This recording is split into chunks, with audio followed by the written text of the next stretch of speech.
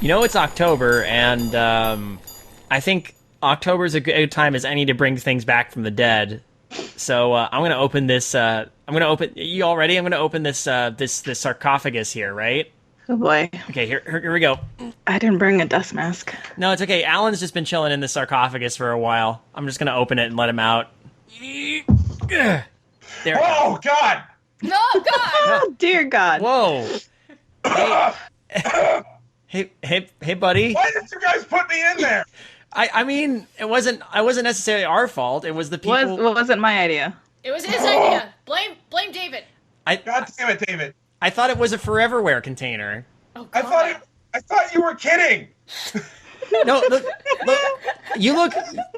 I thought it worked because, like, you came out. You're as fresh as ever. You don't look like you've aged a day since July when we did the Comfy and Cozy Cabin. Well, that's weird because it feels like it's been an eternity. Maybe it has been. What year is this? Who knows? It's 2019. I'll wait for Laura Palmer to stop There screaming you go. in the background because I said. Anyway, hey, I've been eating bugs in there. wait, are there? Ooh, there's some choice grubs in there. Yeah, Brought you Oreos. but first I made the. Oh, thank you. But first I had to befriend them, and then I had to eat them, and that just felt terrible every time. I didn't Oh, I'm sorry. Okay, not only did I fuck up and this was an actual sarcophagus, but I realized on the side it says produced by Don Bluth. So of course the bugs would be animated. I'm so... Yeah, I botched this very badly. Look, I was panicking, and... You were panicking? I was panicking! Look, the YouTube channel died, and I didn't know what to do. So... Oh, forgive me for making you panic! We had to preserve the show. I clawed at the inside of my sarcophagus. I mean, I put a velvet lining in there. Surely that was comfortable. Speaking of Don Bluth. I swear to God, if someone does not hand me a beer. Oh, don't worry. I got one from the Eternal Vending Machine. Here you go. Thank you. It's Hennessy. I hope you don't mind.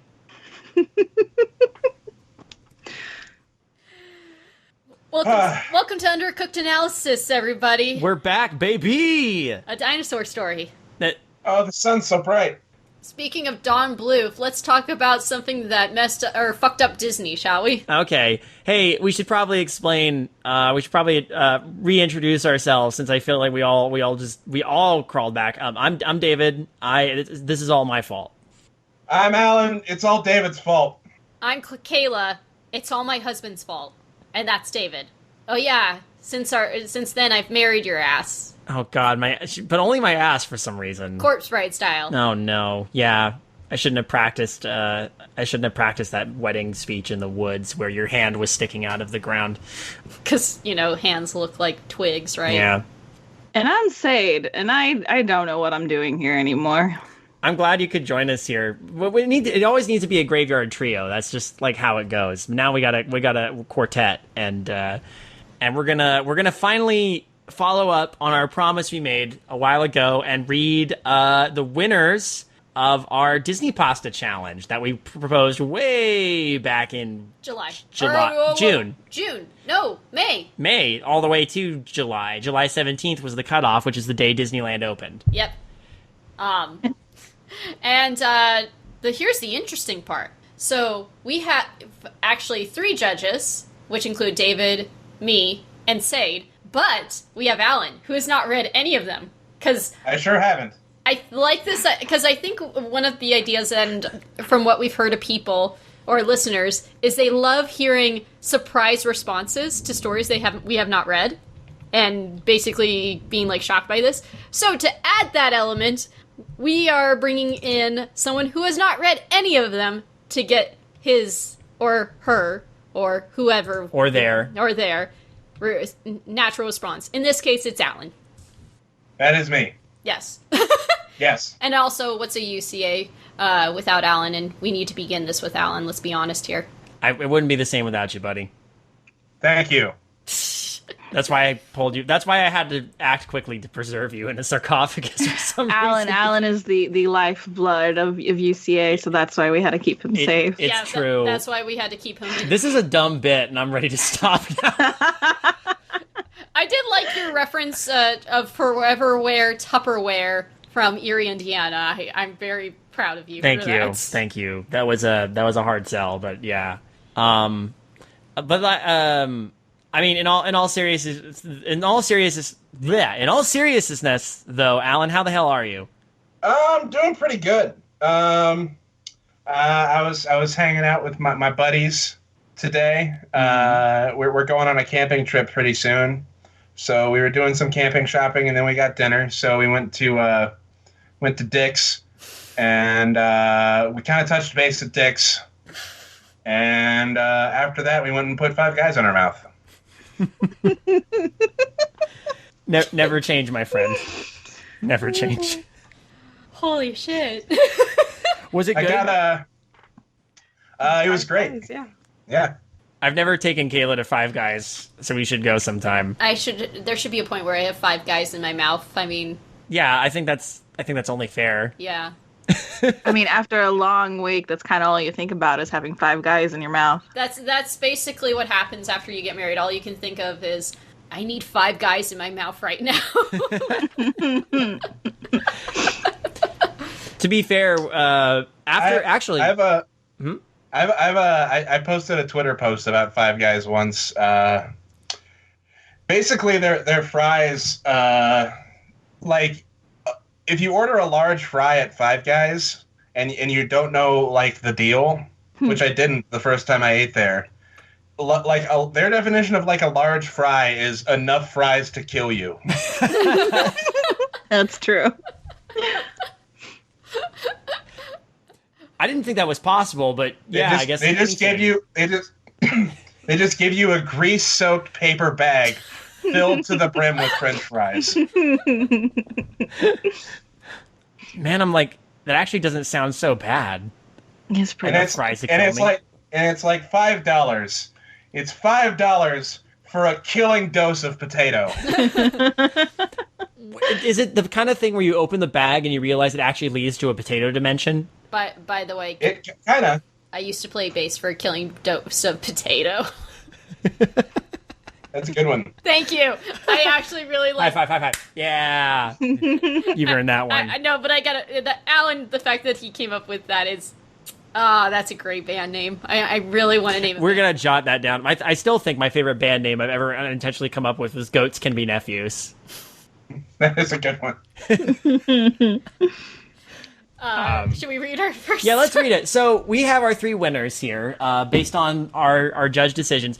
We also are going to talk about three judges' picks for stories that we liked individually, but based on sort of the rankings we gave, didn't quite make the cut. But are some of our personal favorites. So we're gonna name our three as we get to them. But our three winners. But three winners. We'll do our three winners this episode. We're doing our three winners this episode because I think it's only fair. But I want to do in the next episode that we do, we're going to do our personal favorites. Our personal favorites. And stay tuned if you want to hang in through the end of the episode. I've got notes about sort of the way things are going to go on UCA from this point forward.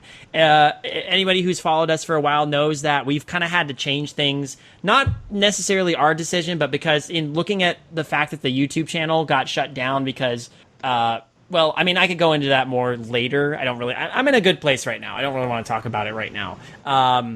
But suffice to say, it's given me a lot to think about, and I kind of want to approach the way we do stories a little differently now. That doesn't mean that the show is changing entirely, but there's going to be some new housekeeping rules. So that said, why don't we get right to the fiction and the people who are going to get money from us because they won our contest? Yes, there is a... So for any of our winners, please send us your PayPal so we can send the money your way. Or Venmo. Venmo works too. Or address. I guess or credit card numbers. No. Yeah. Or bank accounts. Or send us a dress. Send us just a dress. A dress. Preferably purple. We like purple. Ooh. Purple's my favorite color. I accept purple. I want a purple dress. I'm more of a green. Green is as long as there's little frills and lace. Green is not a creative color, but it is my second favorite color. So frills are good. Frills are good too. So our first story in our lineup. This is gonna. Do we need a drum roll for this? Future David, can you put a drum roll in right here? Our first story. And 6 Underground. Okay, drum roll and 6 Underground. Drum roll and 6 Underground. Our first story, our third place winner is A Shitty Vacation by Urkelbot666, who has contributed to this show before. Thank you. Thank you, Urkelbot. Yes. Congrats. You got third place. Third place. Send us your PayPal, Venmo. Send us your firstborn, and we'll consider letting you live. Yes. So let's read this. All right, let's shoot this fucker. That's my favorite Tim Burton movie, by the way. All right. We're going to do this popcorn style as per usual. I'm going to say... well, okay, let's figure out an order here. Alphabetical. Alphabetical. So Alan will start. Then you. Then me. Then Kaela. And I'm last. Hey. Cool. We all got the story up? I do. Excellent. We are reading A Shitty Vacation first, yes? Yes.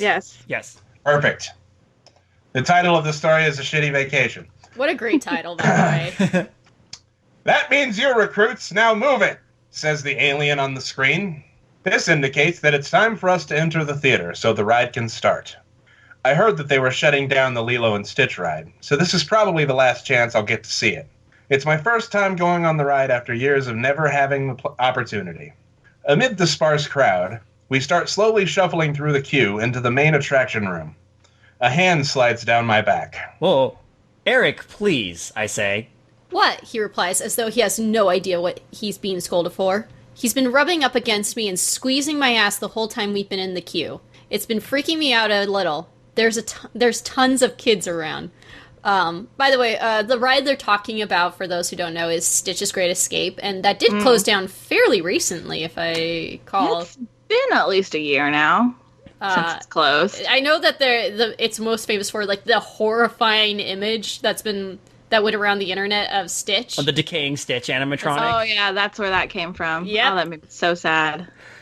This used to be the extraterrestrial alien encounter ride, but it was way too scary, so they made it about Stitch, and I probably wouldn't ride either incarnation of... Well, no, I wouldn't ride either incarnation of it. Okay, I'm a big fan of Lilo and Stitch, so I liked this just because I got to look at a big animatronic Stitch, so... Yeah, I went on this as well. You got to pick up every Stitch. So I've never been on Terrestrial Encounter because at the time, it was only in Florida, and I hadn't had a chance to go to Florida when it was available, but then I was there when Stitch's Great Escape was there, so I did ride that.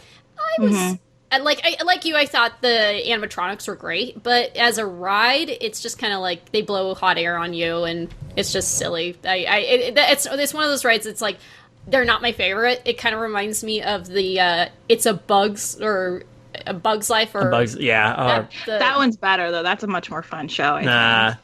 I like it. I'm okay with it. I don't know. I'm not a fan of 4D stuff. Yeah, generally. The seat pokes you. Yeah, but that's compressed fine. air gets scares blown on everybody you. around you. Sprays water in your face. That's why I'm not like big on Universal generally, because all of Universal's rides have the same story. You do a thing, everything goes wrong, you're going to die, and we blast you with compressed air and water. Stitch's Great Escape is one where you just go in there to kill time and get out of this one. Basically, it's air conditioned. Yeah, time really does die when you're in. This is the narrator's first bit of logic is going on Stitch's Great Escape at all. Alan, have you been on this ride? No. Yeah. No, I have not. You never will. It's legit gone. Can you try to keep your hands to yourself, I ask. In response, he just pouts, a noticeable bulge running down his pant leg. He's been this way the whole trip. Pouty, I mean. Fully erect. Bulge running down your leg. Oh, God. Oh, God. Oh, it's falling off. Oh, God. Is this another killer testicle story?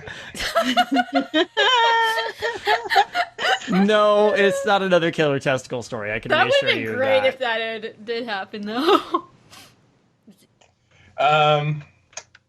2 weeks ago, he found out that I cheated on him. I've all but checked out of this relationship, but we already had the tickets and hotels and everything. Neither one of us was willing to give up our Disney trip. Eric seems to think that this vacation could be a new beginning for us. To me, it's just an obstacle to the inevitable end. Well, cheating fucking is terrible and automatically makes me not care a lot about the narrator. Just putting it out there. Well, Not that I don't think the narrator shouldn't be like, you know, I think this actually gives an interesting take, because usually with narrators aren't always like, oh, I cheated on him, or they're that blatant. yeah, no, I mean there is that, but like, And I kind of like that. I actually like that uniqueness of it, that it's that like this character is actually kind of the asshole in the situation, and that they're so it's go ahead. I've actually noticed a common thing. I've been like collecting these collections of like old like horror comics, and there is a definite pattern where it's like very, very quick excuse me, to establish our protagonist as an asshole, so you don't feel bad about like all the terrible shit that's about to happen to them. the usual theme of a lot of these old horror comics is that karma is a bitch. Yeah. I mean, yeah, it makes sense. I can't remember what you know what it was. I watched a video of the Creepshow haunted house that they have at Universal this year. Oh yeah, and you think about Creepshow, yeah, all the comics are just like payback. It's all supernatural payback. This person was an asshole, therefore they get what's coming to them. So, will that happen here? That's fine. But they're both kind of assholes. Yeah, you can. Yeah. And I feel bad because I don't want this person to be constantly annoyingly groped by their. Well, I think in her mind, she's like, I want to break up with you, but he won't let her. Which, I mean, that's the idea, right? Like, he's like, no, I want to still be with you. And she's like, no, I just want this to end. But now I can't because we're going on a Disney vacation together. Well, I mean, this is assuming our narrator is female. Could be a. Well, I mean, it doesn't it show that she's female? I don't know. I can't remember. I'm pretty sure she gets named. I remember reading this as female. But now I'm just gonna be like, is it a dude? Because I'll enjoy this one. If it's a dude, then it's like, ooh, Seid. I know I said this to Alan already, but Seid, never change. I love you just the way you are. Thank you. As for Joshi trash. Yeah. There are definitely ways to appeal to the judges on this show. Oh yeah. Obvious bias is obvious. If you have two gay men in a story, I assure you, when Seid's inevitable challenge comes up, everyone's gonna send you Fujoshi trash. Yeah, please. I am so down for this. Actually, can I? Oh, please. I'm like, but okay. Now I'm gonna want to like pitch a contest theme that is gonna be very difficult to be like, okay, two men doesn't work. How do I make this gay for Seid? Oh my god, can I please be a judge for this? I really want to. Hell yeah. Yes, I want to read the Shijoshi trash. I want to see how people make, like, add in two gay men. And somehow have a horror theme tied yes, to it. But, like, if Seid does something that's like, oh, it can never be Shijoshi trash, I want to see someone say, hold my beer. Anyway, we gotta press on. We gotta press on, gang. It's your turn? Oh, where are we? No, it's Alan. I think it's oh no, it is my turn, isn't it? Yeah, it's you. Wait on you, man. Oh yeah. There aren't as many people here as I thought there would be. I guess this thing never really was all that popular. We take 2 seats in the back row, near the exit. The only others in here are a few clusters of kids and parents toward the front. Children gawk at the set pieces all around. They scream and giggle and point at all the alien architecture. It looks pretty cool, I must admit. Do kids do that? Usually I'm not, but or I don't know if they did that at Stitch's Great Escape. Like, ooh, look at that thing, it's a thing. Well, they did have the giant, like, those red, like, arm cannon, or, like, not arm cannons, but those red cannons that would, like, move around. There is stuff. I always thought those were cool. Yeah, there is stuff that is actually from the movie, and they might gawk at that sort of thing, like, oh, yeah, that was from the movie, you know. Ah, fair enough. Okay. Teleportation in 30 seconds. Lower the scanners, quickly. The shoulder pieces lower over our heads, and in-character warnings are issued about the mechanisms. Now the ride begins in earnest. It's hot in here, and I'm sweating. I wonder if the AC is broken. Probably it is, and they decided not to fix it since the ride's getting scrapped soon. I like that this is in present tense. And they actually do keep in present tense throughout. Yeah, I haven't seen any fumbles. Eric has his hoodie bundled in his lap. He's sweating too. He reaches his arm across the seat and grasps my hand. Momentarily, it seems like a sweet gesture. I give a half-hearted squeeze before he pulls my hand over under the hoodie. His pants are unzipped and he has a hard-on. I give him an icy glare, warning him. He just smiles and moves my hand into his crotch. Yeah. The teleportation pod in the center of the theater opens up and blue light filters into the seats. It shines off of the faces of the few spectators who are here as though their faces are glazed. Like a donut. Like a donut. Yeah, I'm like... a donut. That is actually kind of a good... I like that word, glazed. I want a donut now. It's getting very hot in here, so take off all your clothes. Sorry. God damn it, that was good. Okay. Probably from the lighting and all the running equipment. Teleportation in 10, 9, 8. Against all my best judgment, I've now grasped him, and I start pumping up and down as discreetly as I can. Yes. Audio of me that will now be on the internet. Can we have like music? It's like There's nothing remotely romantic about this scene. I can't do it. Future David can't do it. Can you just imagine getting a hand job while having to look at Stitch from Lilo and Stitch?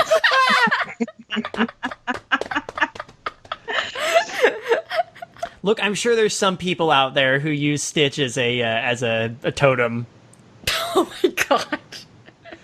Everyone's got their touchstone. You know, the best place, this is the worst place. Means family. And family means, I'm never getting a boner ever again. Shit. You know where he should have done this is on Splash Mountain because they have the 2-seaters over there in Florida. Oh, yeah. That's if you want to get a hand job. Mm-hmm. And it's 'cause How do you do? Mighty pleasant greeting. Well, and it's constantly moving, so no one's like, if there is cameras, it's like if you're just hanging out, I'm just like, Best Disney rides for hand jobs. Actually, there, someone, I do, okay, fun fact, people, welcome to Kayla's, I knew you were going to do this because you have that experience. Not a hand job experience, but so, well, Disney park. And now we're learning about Kayla. Well, so by working at Walt Disney World, I do know someone, and I will not name him for the sake of this, who did have sex on the monorail. Like full on, girl on top of him, riding him on the monorail. Was there no one else in the monorail cab? Yeah, there was no one else. This was it was still running late at night sort of thing. But they got away with it. Holy crap. No one stopped them. No one... The monorail does travel pretty long distances there, too, so you have enough time to probably, get a quickie in. Yeah, I think I was told by a cast member, and I think they're lying. I don't think this is true. They said, I would love to have sex on Pirates of the Caribbean. I'm like...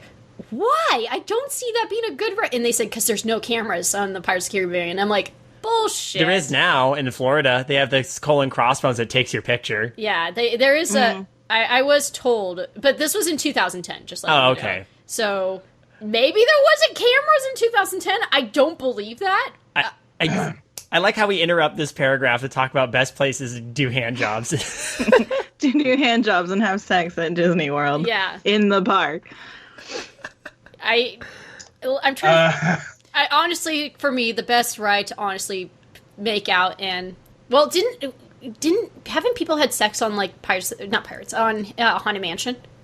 The ride that my mom said that people often tried to have sex on was Adventures Through Inner Space.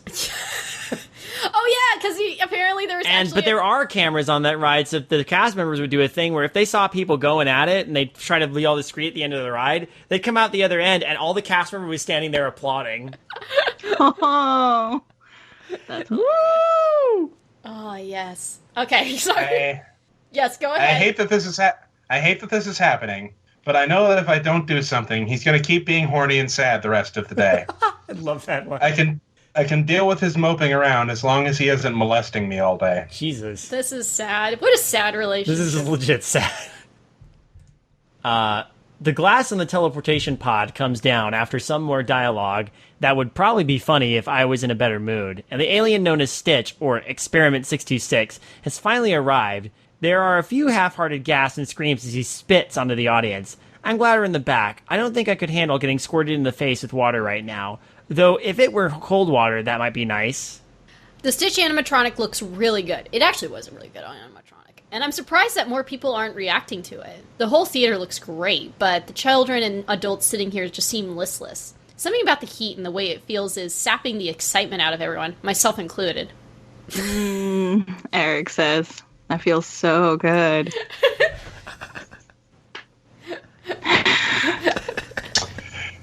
Shut up, I'm thinking to myself. Shut up and just finish already. That's you. I think Alan should read this next line. Because it's... Yes. Yeah, go ahead, Alan. Ha. Ha ha ha. What a great paragraph. Thank you. Stitch laughs as the lights come out, and I can't help but feel personally mocked. I'm expecting screams from the children in the darkness, squeals or laughter or something, but there's barely a murmur. With the lights off, I feel safer about what I'm doing. I hope there aren't night vision cameras or something in there to keep people from misbehaving. Judging by the state of the ride, I can't imagine there's anyone watching them if they do exist. Sound starts coming through speakers in the headrests. My speakers are crackly and they keep cutting out. Apparently Stitch is supposed to be loose and jumping around the theater. I feel the bars of Eric's seat rumble and lower as though Stitch has jumped onto his shoulder. Mine make a tiny grinding sound, but don't move. I seem to have a defective seat. This all goes on for a while. It's probably exciting if there are lots of people in the room and they're all yelling and whooping and laughing. But I can't help just wanting the ride to be over. The Stitch puppet looked cool, but other than that, I'm over this. It feels like Eric's getting close when something happens, something that I heard about this ride but forgotten. A loud burp plays in everyone's headrest speakers, except mine. I get something distorted and half cutting out. There's a weak puff of air on the back of my neck and a faint smell of something. The other members of the audience groan quietly, and I gather that some kind of burp smell has blasted them. I guess the burp function of my seat is also broken. I can't say I'm unhappy about this. Eric makes a disgusted sound, and I feel him start to get softer in my hand. Well, I don't care who you are. I think having a chili dog burp in your face while you're getting a hand job is going to kill the mood anyway. Yep. David, read it. Yes, this is... David, read Yes, it. this is... I'm building up. Hang on. You like that? Are you going to come for me? I say, trying and failing to muster some kind of enthusiasm. And this is the exact cadence he says to me every time we have sex. But usually when we have sex, I say, "Oh, you like that? Oh God, no! No! Are you gonna come for me?"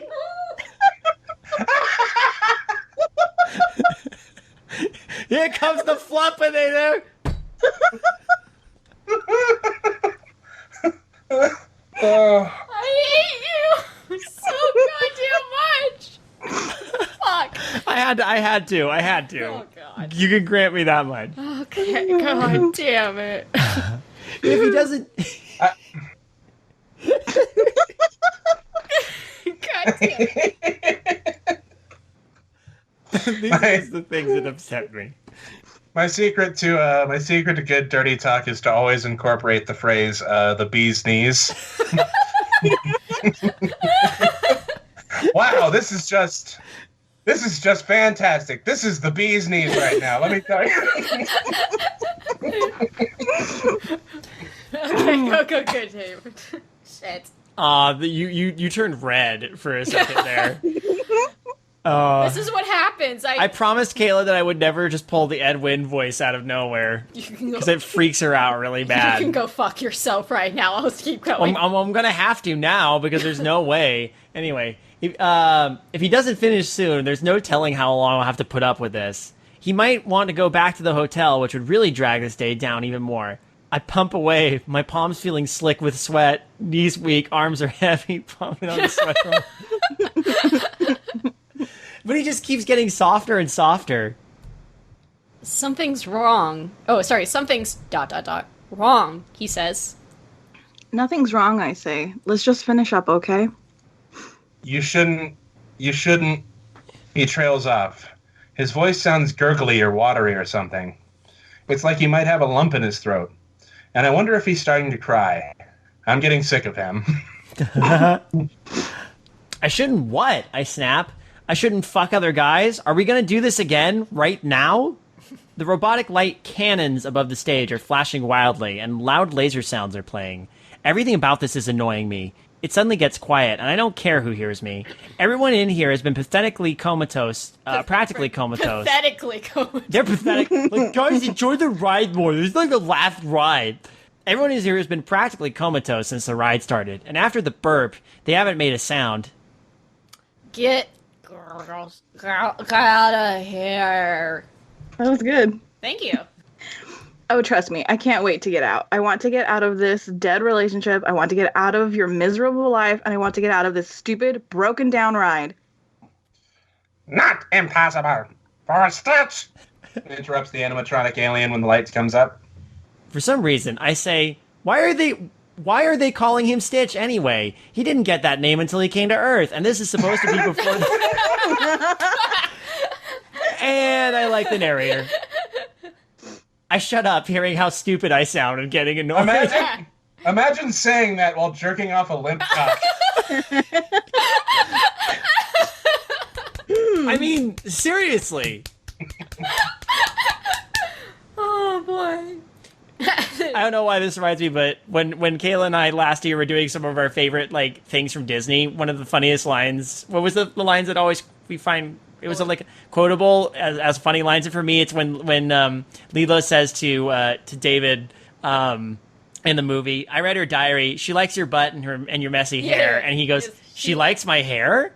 Oh, comedy, like our favorite comedy bits. It's a favorite comedy bit. That one cracks me up. Because my favorite is from Who Framed Roger Rabbit, where he's looking through like the people and his eyes just pop out and like the beer bottle just they knock the beer bottle over. Yeah, it's just a slight moment and it's so great. Anyway, sorry.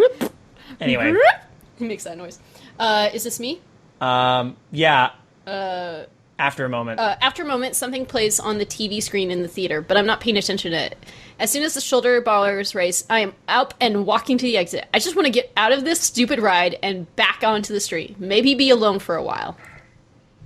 I walk out of the exit hall back to the Florida sun, back into the Florida sun, which feels cooler than the inside of the theater was. I'm sorry. I'm still wiping the tears from all the laughing at it. That's fine. After stomping across the sidewalk, I stand by a garbage can for a minute. I feel like I ought to wait for Eric. He's still holding my money and my hotel key, and I want it back. But he hasn't come out of the ride yet.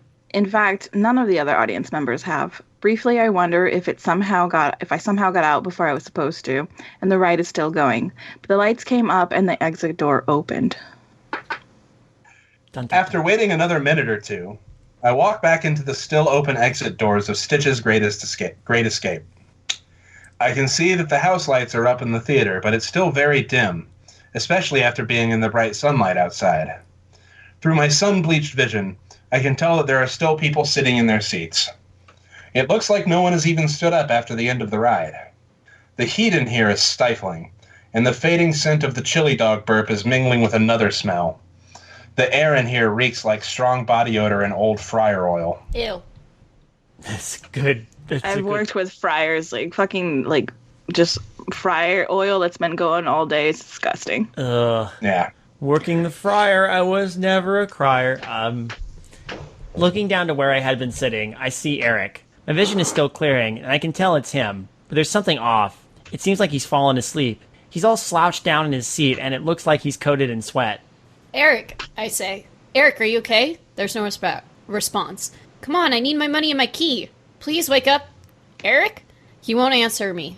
No one else in the theater is making any sound. I reach down and nudge Eric's shoulder. It feels like touching a bag of mashed potatoes. Ew. A killer bag of potatoes. Goddamn. His head slumps forward even further than it was before. It slumps further than it possibly could. From the base of the neck, where the seat blasted scented air, his skin looks wet and oily. His head oozes slowly down his chest like a drip of wax down a candle. The skin connecting the head and neck pulls apart like melted cheese. His head rests in his own lap and starts to settle. The eyes are blank and pale as they ease back into their sockets. There's a loud plop sound, and I feel something hitting my ankles. Eric's arm melted off, and it slaps the floor hard, splattering my legs with something hot and greasy. This is actually the part where I'm like, oh, this is good. Yeah. That's really good, like, imagery there. Like, ah. Just that's so good. Yep. From around the theater, I start hearing more wet slaps and plopping noises. And other poems by Maya Angelou.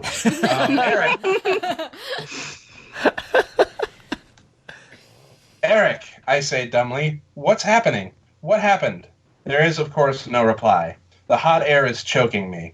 The smell in here, like chili powder, stale grease, and copper, is becoming unbearable. Before I run back out into the sunlight, I look around at the smattering of greasy lumps that used to be tourists. I try to find any clue indicating that this isn't actually happening. But the clearer my vision gets, the more real this all becomes. Back outside, I can breathe again. I run back to the garbage can where I waited a few minutes ago. Leaning over to catch my breath, I see something on the ground. My eyes focus in on a discarded, half-eaten dessert. It's a blue-eyed dyed sugar cone topped with blue soft serve ice cream. There are decorative Stitch ears sticking out of the soft serve. I watch as the Stitch-themed ice cream melts in the sun and oozes onto the hot pavement. The end. Yeah. Yeah. So, complete non sequitur, broken ride causes people to melt, and there's no explanation, and I kind of dig that. I like, because I think the setup for everything was very good for this kind of body horror, you know? Yeah. And I think that imagery of, like, the head falling into the lap is really good. And I like the fact that her reaction is just sort of shock. Like, she's not sure how to react. She's completely dumbfounded. And that's a good reaction. Yeah. Because it's too often, rather than not, it's like either, oh, this happened, and there's just nothing, or there's, I threw up. Like, she went to the trash can, but doesn't say she threw up, which I appreciate. I'm kind of tired. I get why, like, during horrifying moments you would vomit, but at the same time I'm kind of sick of, like, and then I vomited. Well, it's interesting how this is kind of tied in with this whole thing about just being generally, like, the whole thing is sticky and gross, this story. It really is, it lives up to its name, A Shitty Vacation. And I think the banal title works for the story. Like, this is cool. What did you think, Alan? Yeah, no, this was good. Yeah, it very is kind of it does feel very much in the spirit of those old kind of horror comics I was talking about earlier. It's very much serendipity that, like, when you think about it in the story context, is very much serendipity that our protagonist sat in a seat that didn't malfunction, or else they would have melted too, probably. By the way, there was never a name that was said. That's true. So that's why I just reverted to they, because we don't know. So it could be male. Woo! I'm pleased. Yeah, no, I really enjoyed this just because I think they had a good handle of, like, what the ride was. They obviously sat in it. Even, like, the Stitch themed treat. Like, I've eaten a Stitch cupcake that it sounds exactly like the taste or the thing they described at the end. I also am very grateful that they knew to stop it here and not, like, go on and be like, oh, and then Disney covered it up, you know? Yeah, I like that this is where the story ends. Yeah. They didn't try and do, like, a cover-up thing. They didn't try to offer any kind of, like, explanation. Yeah, we didn't need it. Very good. So yeah, this is our third place winner. Thank you, Urkelbot666. Thank you. We will be, we will be sending you something once you send us something. You send us, again, PayPal, Venmo. Send us a chili dog. Yes. And a bag of potatoes. Our second place winner, shall you add in the... All right, yeah, we'll move on to our second place story. So this one is called He Has the Whole World in His Hands, and it's by Schultz. I like the fact these are people we do not know. I mean, I don't know who Schultz is. Oh, no, we know people. We know people, but these are a lot of, but it's not sort of the usual suspects in a lot of ways, Yeah. I mean, I recognize these names submitting. from... We had some new people submitting. Yes. Yeah, definitely. That's what you mean, yeah. And by the way, I want to say we had 20 entries to this contest, 20, and all of them, as usual, you guys kill it every time we do this. This was so hard. That's why we also have our judges' picks too.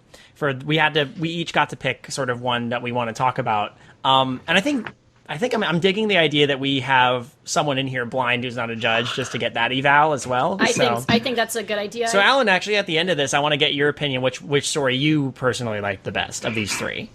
Okay. All right. So he has the whole world in his hands.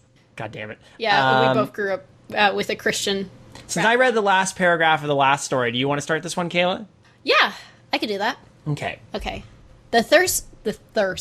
I mean, the thirst is real, let's be honest here. Yeah. The first thing you must understand is that I'm not a monster. You sure about that, What's hun? that coming over the hill? Is it a monster? I have done monstrous things, but I had only the best of intentions. How very, telltale heart of you. The weight of my misdeeds is matched only by the regret of my actions. Perhaps in another lifetime my plan would have worked. But the weakness of mankind that necessitated my creation was also the cause of its downfall. Okay, thank you, Andrew Ryan. It is only now, in my frail age, that I dare commit my actions to paper. My past weighs heavy on my soul, but perhaps this confession will offer some small recompense. I can only pray that someone will be able to undo all that I have done. A little heavy to start with, It is. But It is fitting for the story, at least. yeah, no, the voice is established, but when I first started reading this before we even started the judging, I was a little bit I'm on board because I'm reading them all, but I need to see where this goes to see if it'll, because it's, again, we're talking about DisneyPasta, and this is a very different kind of story than the last one. Oh yeah, it's really different. So. It was chaos. The USA and the USSR were vying for control of the world. Chip Taylor is on the story. He's got the scoop. 1940s Chip Taylor. Each of them loudly claiming that their system was the one and only true path forward, while accusing the other of being backwards warmongers with their finger on the button to nuclear Armageddon. It was a frightening time to be alive. To never know if today was the day that someone, somewhere, would toe the line a little too close and cause World War III. It was an irrational world made by irrational people, and I saw it as my duty, my obligation, to save it before there was nothing left to be saved. Random newsie, gonna save the world. Newsman. At the time, I was a professor teaching neuroscience at Harvard Medical School, and expressed my concerns on the state of the world to my fellow faculty members, and while most were in agreement that something needed to be done, none of them seemed particularly interested in personally doing anything about it. And so, I began my futile quest to try and avoid worldwide thermonuclear exchange myself. Myself will solve this problem. Okay, that was a typo, but... I wrote to congressmen, senators, anyone I thought might be able to use even a small amount of political leverage to push for peace. I urged my students to do the same, to reach out to anyone they knew to try to de-escalate the conflict. You happen to know anyone in Russia, students? Can you tell them to, chill the fuck out? And can you also tell people here to chill the fuck out? guys, it's all good.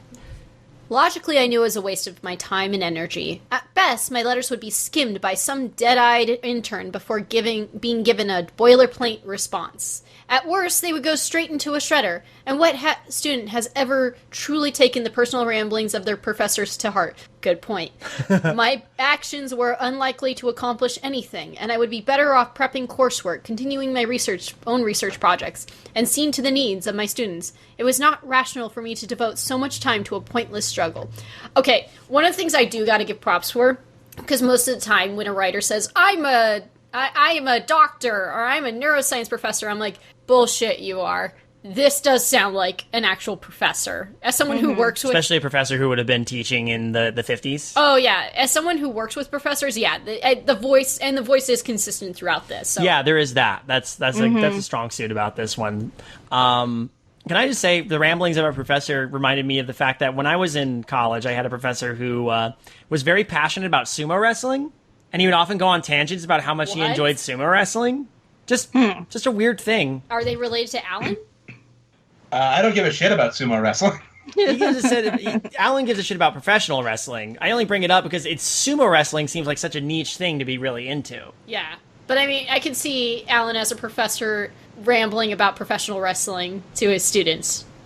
I mean, I would, yeah. Yeah.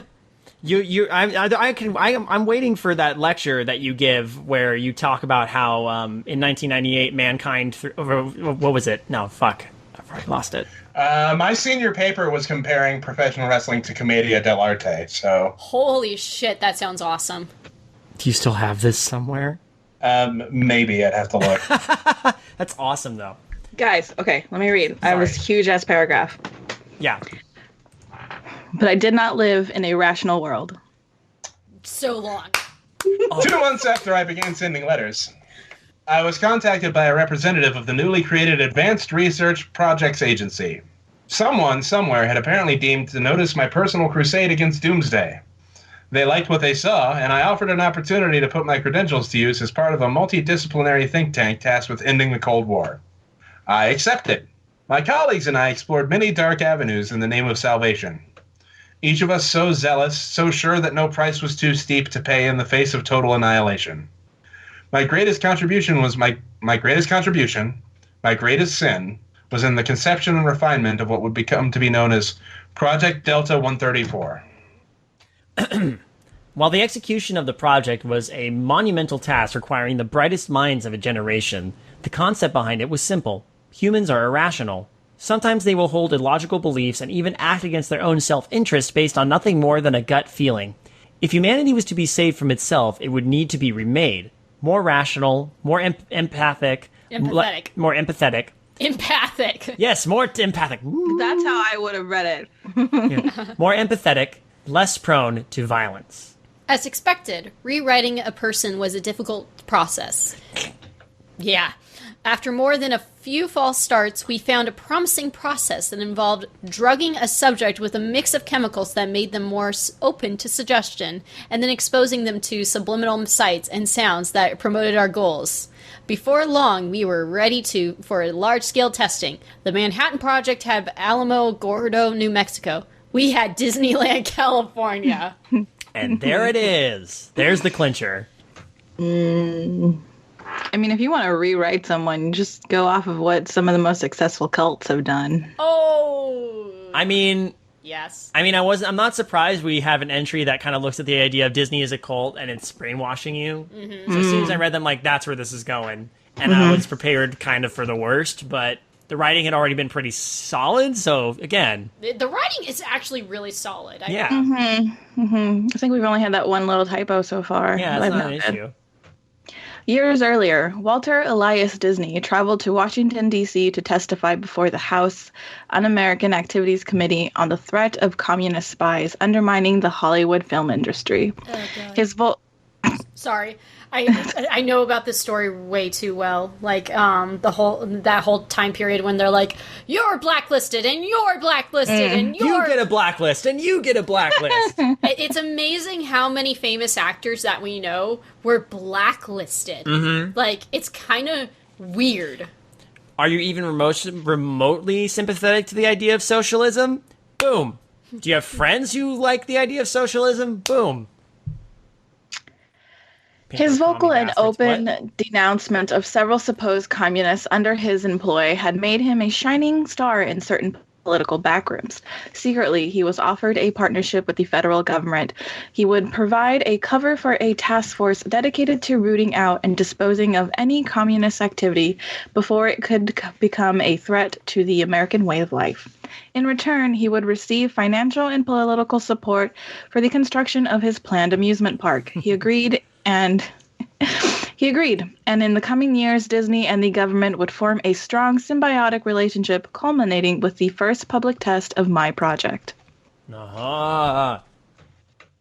The operation commenced in December of 1957. The park was built with a series of smellitzers, There we go. Smelitzers. Smellitzers. Oh man! Smellitzers. As soon as I read them, like, oh, okay, this person did their homework. Conveniently placed vents that would release an aromas of vanilla, fresh cookies, or anything else to the eager guests. The chemical cocktail of Project Delta 134 was tied into this system, and existing theme park signage and decoration was modified with subliminal commands. Our initial commands were centered around strengthening pro-capitalist thought and weakening pro-communist sympathies, and much of our time was spent troubleshooting issues that arose from having so many subjects in such a relatively uncontrolled testing environment. Oh my God, this is They Live. Pretty much. Yeah. Yeah. By 19. So like, what would? Oh man. If I can just throw out useless Disney trivia. Of course. Do it. I believe, and I could be wrong, but I believe the patent for the system that they use for the Smellitzers or whatever wasn't filed till 1984. So the park might not have opened with these in there. That's a minor gripe. Although if it's a secret it's government very project, minor. Yeah, it might not have you could say oh well, they didn't intentionally file that patent until years later. But yeah, that's just me just being dumb, and I could also be wrong. they had to keep it under wraps. I mean, the fictional reality of this universe, the Smellitzers came, but I mean, that's a detail. But I mean, I wonder if does that get addressed later? That they don't know about that until later. But I don't think so. no. It's not addressed. That's just me throwing in stuff. No, it's that good. need to. I'm actually glad you did your homework. Because I was actually thinking the same thing. Like, when did they actually get the Smellitzers set up? But I did try and look up if the park opened with those or when they installed those, and I couldn't find that. All I could find was a patent and when it was filed. So Okay. By 1960, we had drastically improved our current method of indoctrination. Oh God! And we're exploring ways to make the process entirely chemical without the need for additional subliminal commands. With the advent of the Cuban Missile Crisis in 1962, I pushed hard for adding additional pro-pacifism subliminals to our current system, and was able to convince our project director to agree to my request. It was something, but still not nearly enough. Our work continued. Years passed, and while a purely chemical solution still eluded our grasp, we had all but perfected our original methods of control. In 1964, the Vietnam War began in earnest. I pushed hard for doubling down on our pacifism protocols, but Disney and the project director agreed the emphasis should instead be given to suppressing anti-American thought. Results were very promising, and plans were made to open a second testing site in Florida. As an English person, there are, I can see a couple of, grammatical errors. Oh, you mean like the... There should be a comma after 1964. Vietnam War, the war, W should be capitalized. There's, there's places where I think there should be commas. There shouldn't be commas. That there Oxford aren't. commas. Yeah, it's the Oxford comma. I'm a huge proponent of the Oxford comma, but it's not necessary, so... they're very small. This is very small details. It's just my English brain. That's fair. I mean, honestly, it's definitely the whole pro-capitalist thing is the creepy part of the story. The subliminal pro-capitalist, pro-America stuff.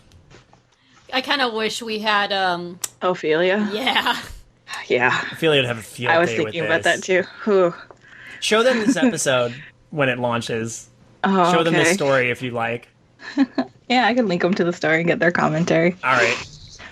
Walter Disney's sudden death in 1966 caused only a minor disruption, as his brother Roy was already aware of the project and quickly assumed his late brother's responsibilities.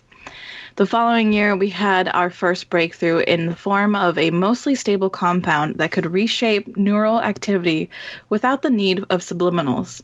Mostly stable in that it quickly broke down when exposed to heat and light, and required an extremely complex bath of catalyst-blocking chemicals to maintain viability even in a cool, damp space.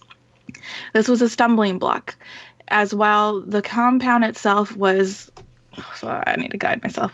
inoffensive to human senses, the stabilizing bath was most assuredly not. While non-toxic, no theme park attendee would ever willingly eat or drink anything tainted by such an odorous mixture. Eventually, a solution was found in the idea of making a park ride itself a method of delivery for the compound. A dark, cool, enclosed water ride where the compound and its stabilizers could be clandestinely added to the water without visitors becoming concerned.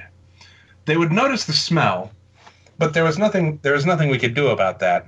But it could easily be explained away as a proprietary bromine mixture to keep the water clean for park guests. In 1967, the Pirates of the Caribbean became our first testing attraction. Which makes sense. I gotta We all remember that pirate smell. It's funny because I forget how defined the Disney theme parks are by their smells. Like, and this kind of brought this up. Like, oh yeah, Pirates of the Caribbean has a distinctive smell that whenever you enter in. Pirate water smell. Gotta love it. You can even buy a candle.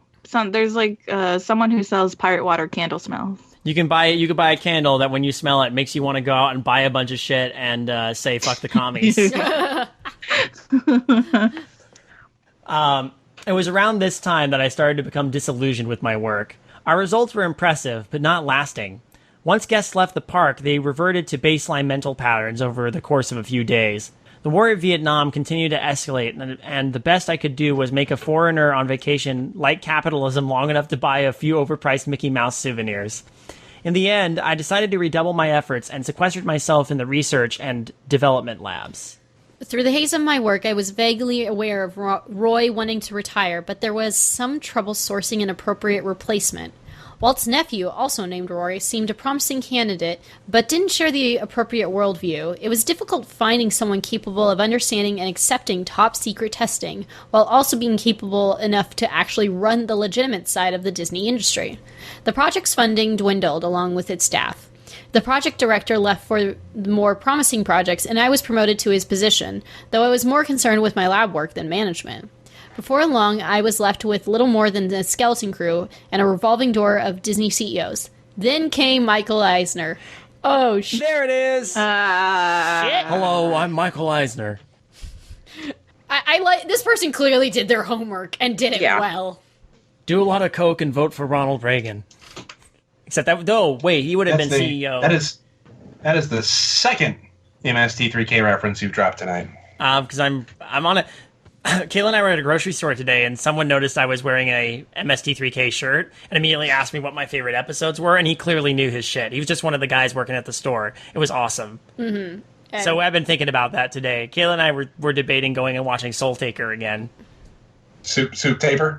Yeah. Soup Taker, yeah. Johnny Cash.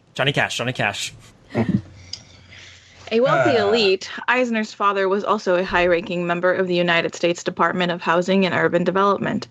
From his position, he coordinated with several other federal branches in top-secret projects. His son, Michael, was being groomed to direct clandestine operations within the film industry, but he was quickly pushed into the role of Disney's CEO and my counterpart.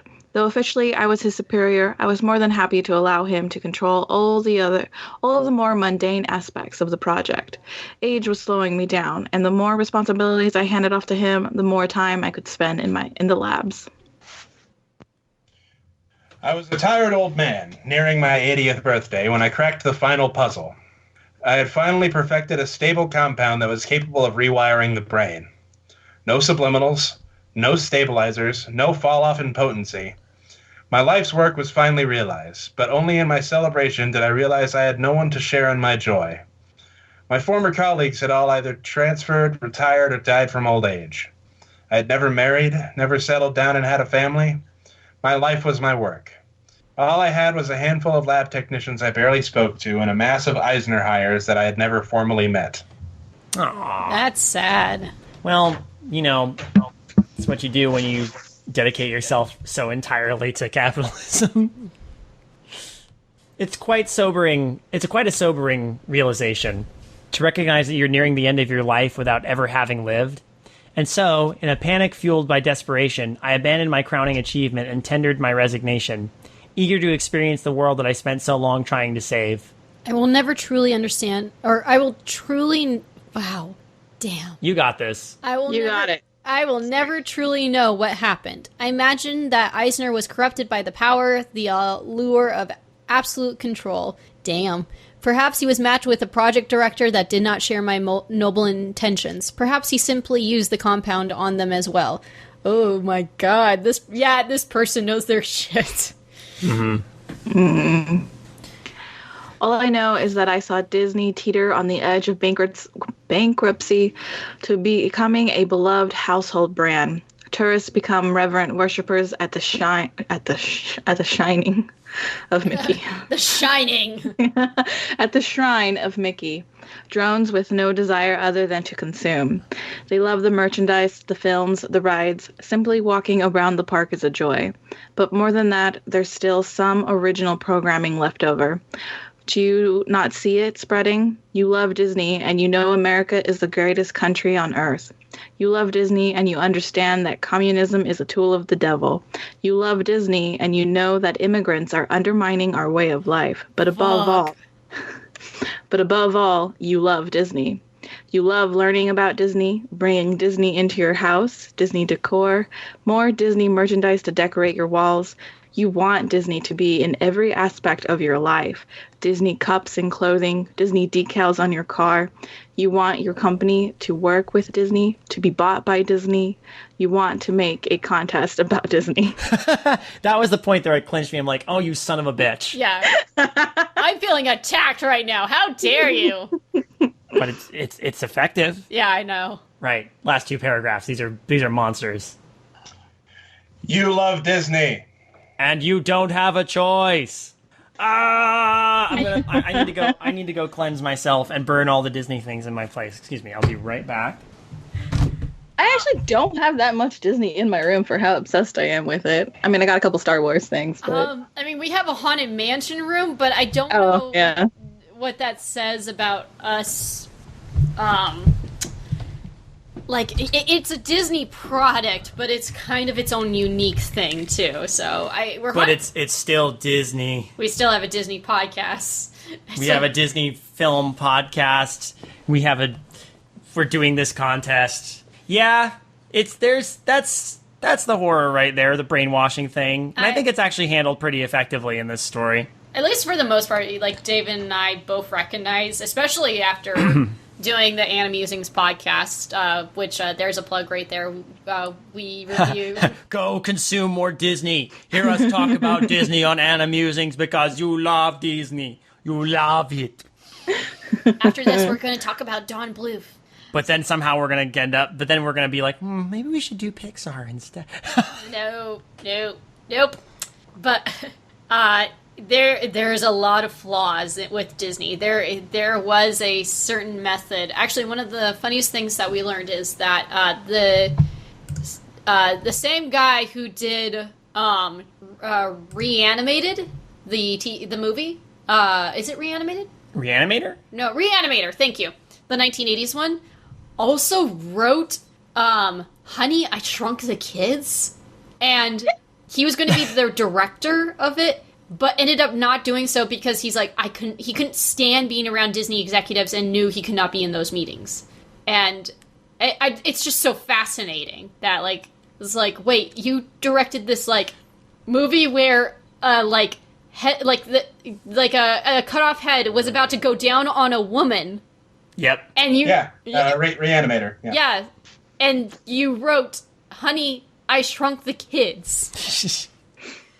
People have the ability to write multi-talented projects, I guess. It's kind of like... You can write different genres. It's okay. It's amazing. It's kind of like the guy who wrote James Bond also wrote Chitty Chitty Bang Bang. Fuck. But I think, that Ian Fleming aside... that last paragraph kind of sold it for me too. Like that, I was like, "Oh, damn, it's really well written. It's in that perfect voice." I feel wounded. Yeah, I've been wounded. You can either take it as like an insult, or you can take it as a moment to laugh at yourself. Yeah. And it kind of was. It's mostly that. It's mostly that. Yeah. What's your point of view, Alan? Yeah, it was very good. I think the writer found a way to speak to us in a less obvious way than pro wrestling or gay shit, which would have been the obvious ways. And, yes. But yeah, no, it was very good. The tone and voice was consistent. Very, very well researched. Yeah, absolutely. Yeah. And it's well researched enough that I can believe the parts that are maybe a little Off. a little more far fetched. Like it does a good job letting the reader suspend disbelief. It knows what it's talking about, so you don't have to. I have to ask Alan, which do you prefer, the Stitch one or this one so far? I don't know. They're both very, very different beasts. Yeah, they're both very different stories, different voices. Yeah, I mean, one is a highfalutin thing about the decay of the absolute corporate nonsense and the trying to save the world with getting people to rewire and the questionable ethics of that. And the other one's about a sad hand job. I kind of like the fact that as a result, you don't know what to expect from us. Like, it's like, oh, if I write this is what's going to appeal to the judges. And it's like, nope, these two different stories. People wrote the variety. I'm actually surprised that none of the stories really cross-correlated. Like, there weren't any, like, none of them hit on exactly the same themes, per se. And I think that was really kind of neat. So every story offered something different. Mm-hmm.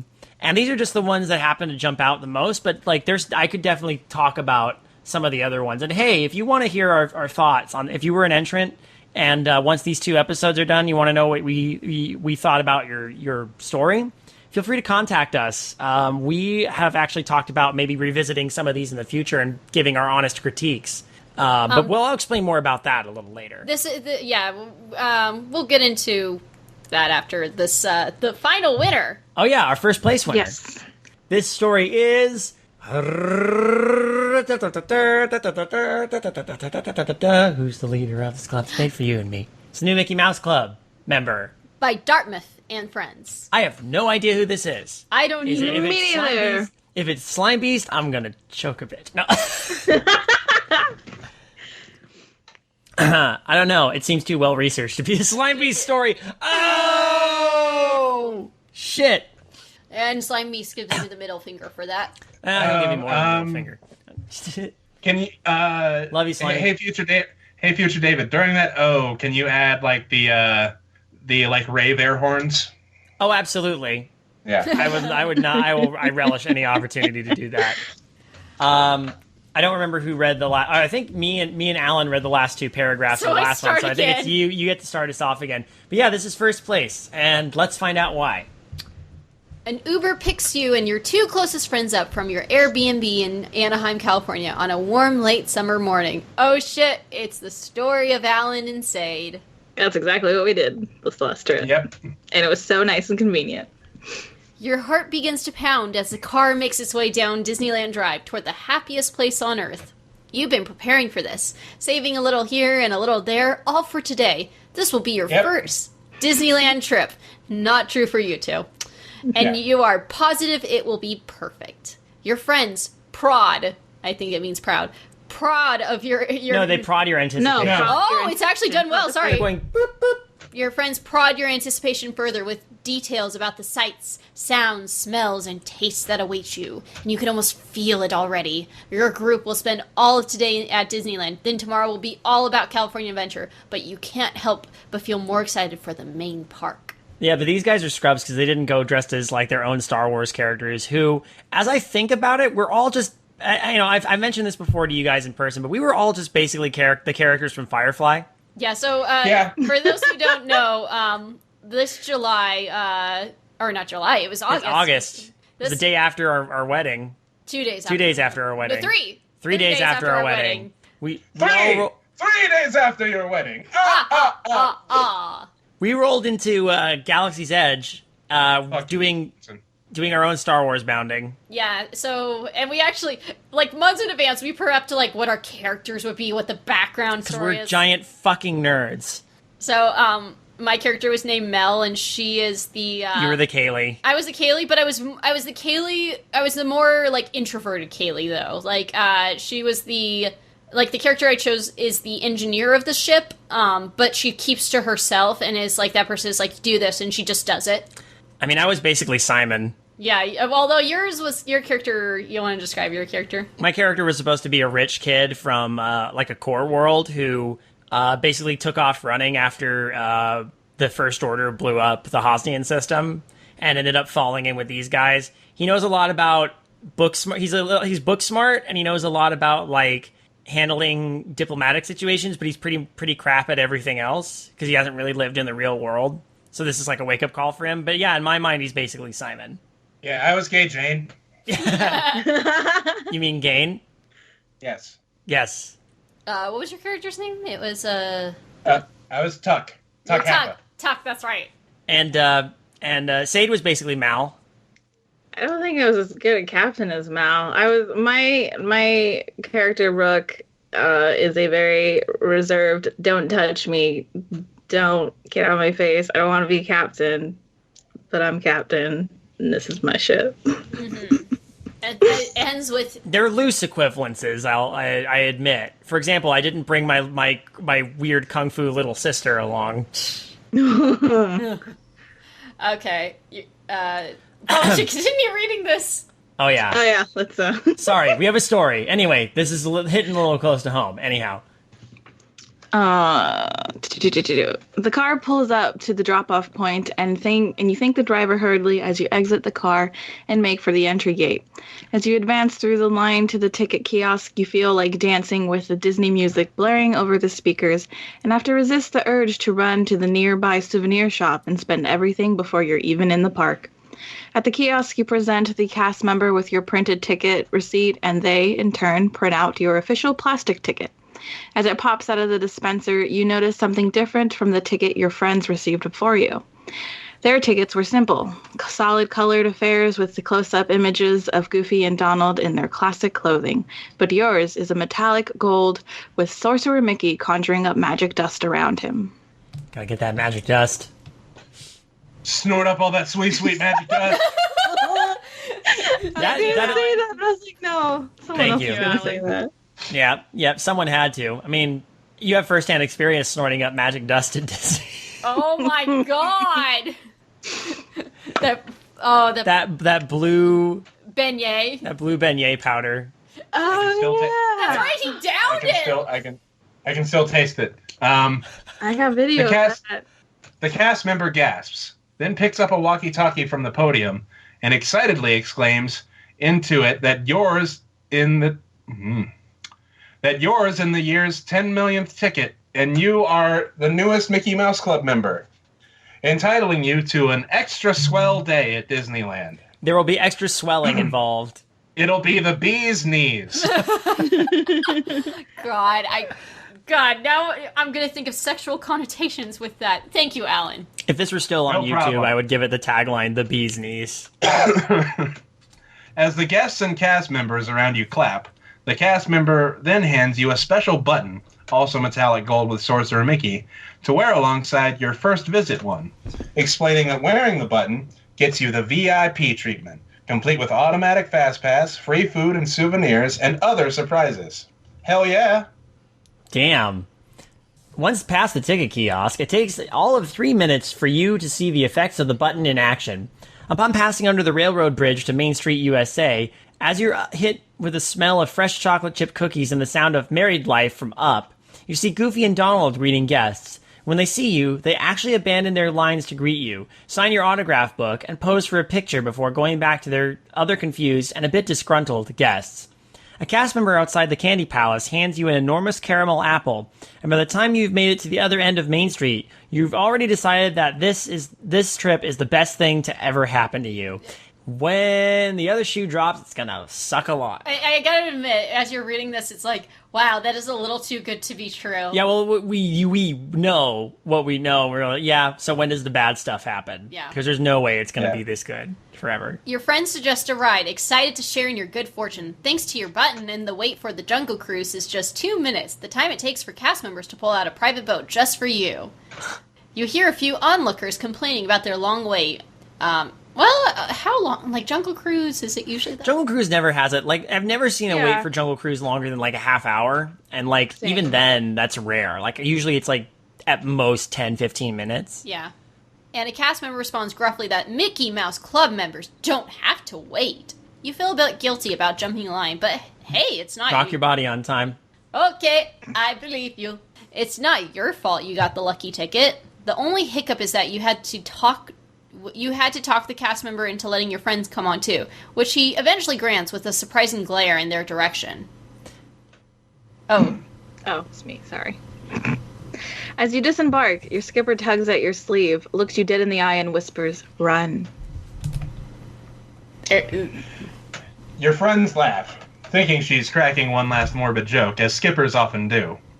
But then you see the surly cast member from before ask your skipper if they can have a word, putting his arm around her and guiding her away.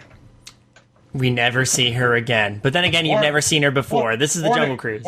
Warning her that per the new contract, she has to incorporate Dwayne "The Rock" Johnson into her. My favorite thing about that Jungle Cruise trailer was the comments where people were like, we're making a jungle movie, door kicks in, here comes Dwayne "The Rock" Johnson. This movie has a jungle in it? I'm in. After a free Monte Cristo at Cafe Orleans. Oh, God. And you and your friends jump more lines and go on more rides. However, gliding through the musty halls of the haunted mansion in a doom buggy, something feels off. You're expecting to be a little creeped out, but feeling like all the animatronics are looking directly at you is really unnerving. You could shake it off as just a spooky ride playing tricks on your mind. The same thing didn't happen on Splash Mountain, too, where your souvenir photos printed out gold with a gold Mickey Mouse Club member banner along the bottom, covering the face of your two friends who sat in the front of the log, Mike Wazowski style. This person knows their Disney shit, by the way. If the same thing didn't happen on Splash Mountain, where the animatronic fox kept saying, "I'm gonna marry your dad." Oh, God. We have to read that, like, out loud at some point.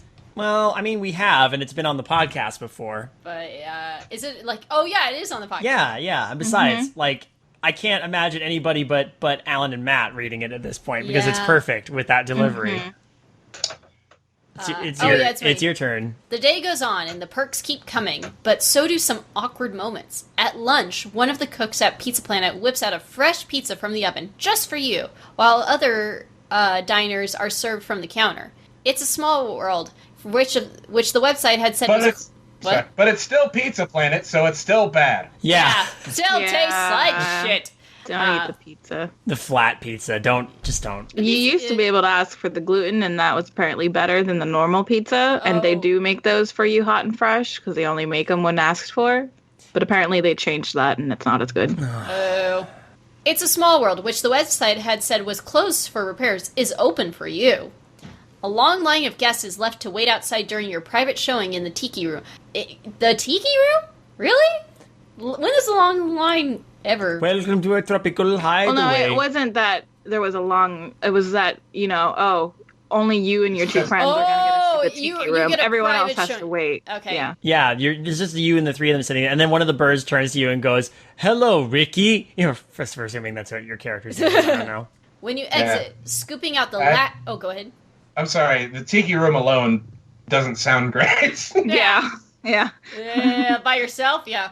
I was high in the Tiki Room, and that's right.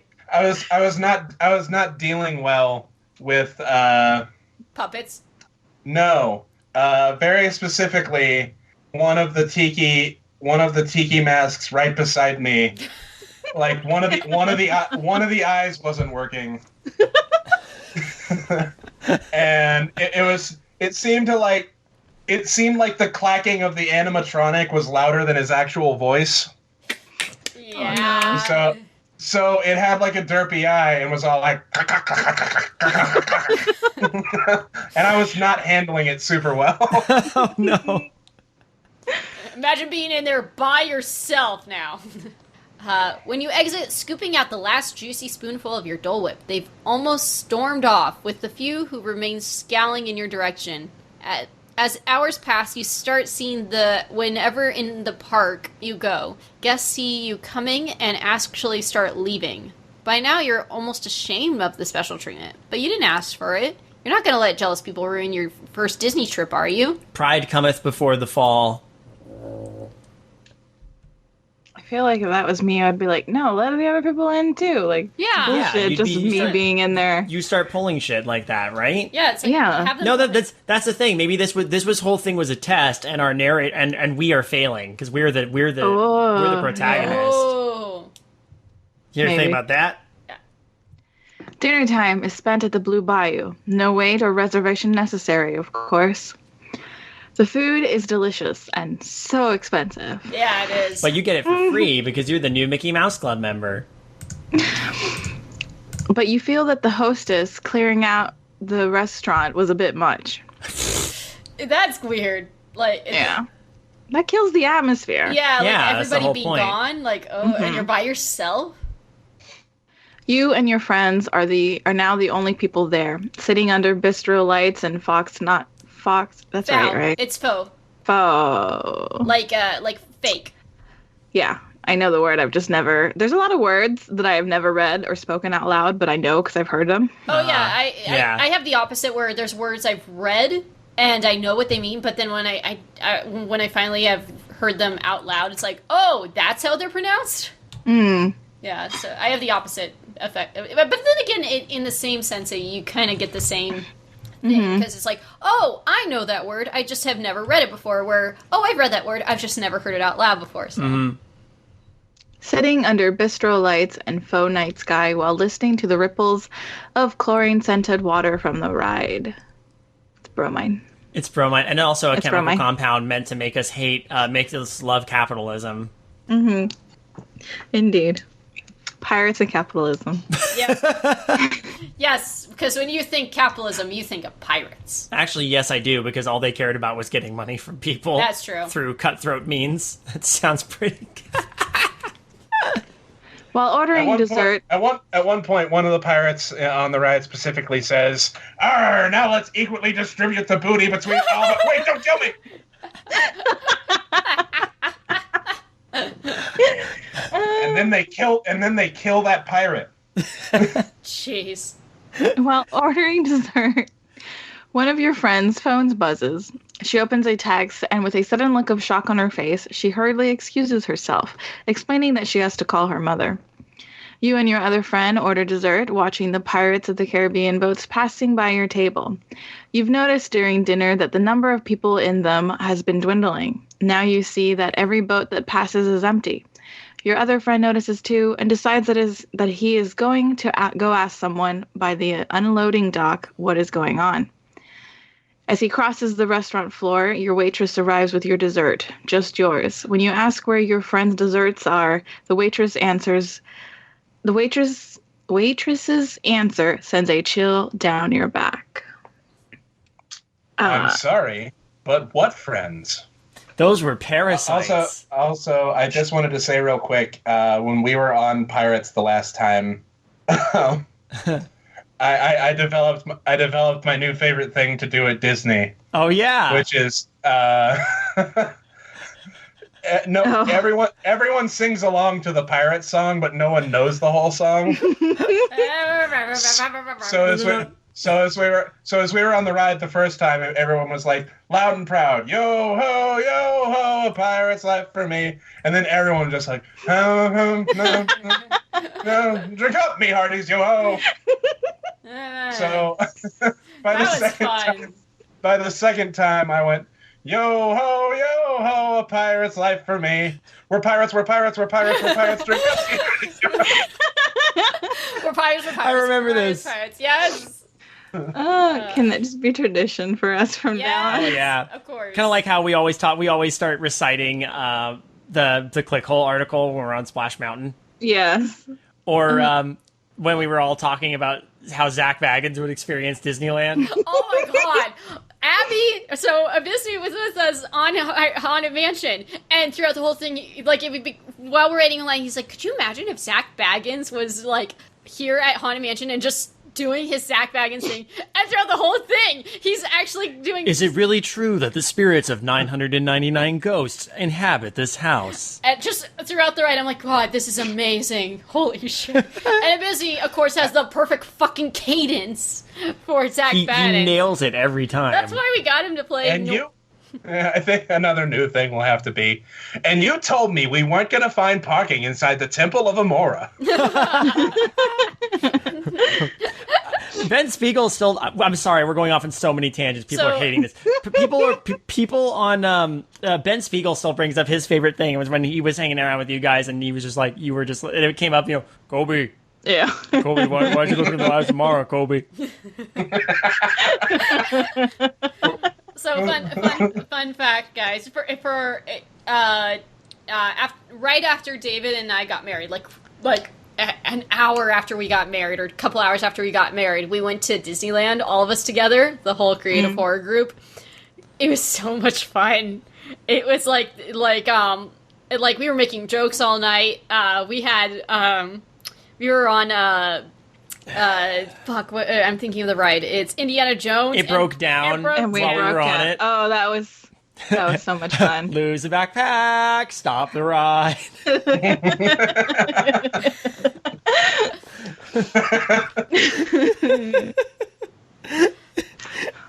So, oh god, I want to keep going, but we should. And again, Yeah. and this was with the ride broke down at. We went on Space Mountain first, and that's when my edible kicked in. So by the time we were on Indiana Jones, I was flying, and the ride stopped and lights come on, and the first thing I thought was, "Oh shit, they know."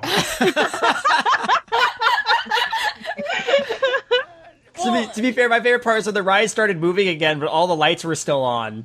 And we're on the bridge, and we go by the big cobra, we go behind the big skull. Just as we're starting to drop into the, toward the dark tunnel, all the lights go off. Okay, now it's just in the dark, but there's no sound, and all of a sudden the music comes in, and we're like, ah! Also, there was no light for the boulder. Oh yeah, that's right, we didn't even see the boulder. So we had this hilarious moment where, the boulder never shows up. We dive under nothing, and there's Indiana Jones saying something to the effect of, "How about that fucking boulder, huh?" I gotta admit, this story is making me feel. This does invoke Disney. I think that's one of the reasons I love this story. It's just. We are right now reminiscing about our Disney adventures just because of this story. It's going to start getting more and more surreal, too, here. Right now, a lot of this has been pretty practical, but it's starting to get it's starting to actually get, the eeriness is starting to set in. Mm-hmm. Yeah. Anyway, tangents for Disney stories. Good times. I'm good with that. You point toward the unloading dock, but when you look there, not only is your friend missing, but the employee is, too. You rise, starting to panic, asking what the hell is going on. Your waitress shrugs innocently. You run to You can't. Okay. Sorry, if I can just nitpick. You can't actually see the loading dock from the You have restaurant. to lean way out, on the fence to do it. Yeah. I mean, for the most part, this has been pretty spot on, but, I mean, the person might not know. Yeah, but whatever. I'll let it pass, but you are right, you can't really They messed up the whole chlorine. messed up. line. That's a Last serious place. offense in my book. Story over. Totally ruined the immersion. I'm giving the first place to the Clickhole article about Splash Mountain instead. Yeah. No. Can we? Can we? Yeah. Send who... Well, The greatest DisneyPasta ever written. Yeah. Let's be honest. Let's be honest. You run to the door of the restaurant, stepping out from a fake night to a real one, with the lights igniting on New Orleans Square as the sun goes down. The square is completely empty. Your friends and the remaining guests, the cast members, are all gone. Oh, shit. All that's left is faint jazz music from the speakers. Sorry, You're good. You turn towards the restaurant to ask again for an explanation, but now the waitress has vanished too. Oh shit! Oh shit! Fuck! It's Twilight Zone. Yep. Where is everybody? They're over watching Fantasmic. Oh yeah, that's Missing right. the show, man. But you would see it, wouldn't you? Wouldn't it be creepy if Fantasmic from was there going you would on, but definitely there be was no one seeing there it, watching at it, and least. they're just performing anyway? Ooh. Yeah. Your heart races as you rush through New Orleans Square, then Adventureland, searching for anyone as you round the corner to get to the Central Plaza. It's empty. And now the music has snuffed out. Instead of the fresh cookings of this morning, you smell faint whiffs of something like fireworks smoke. You call out your friends' names, your voice echoing down the street. No answer. As you try to make up your mind, you suddenly hear a voice, a very familiar voice. And without reading ahead, I'm just going to take a guess here. Mm-hmm. Gosh, pal, I don't think anyone can hear you. Not bad. That's not bad.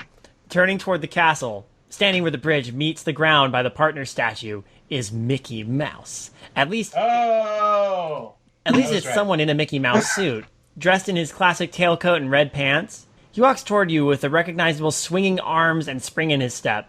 That is exactly how Mickey Yeah. characters Yes. walk around, too. Mm-hmm. You struggle with yourself to find the words to say. Did you ask him what's going on? Why this day has gone so weirdly? Where your friends are? Or do you ask him?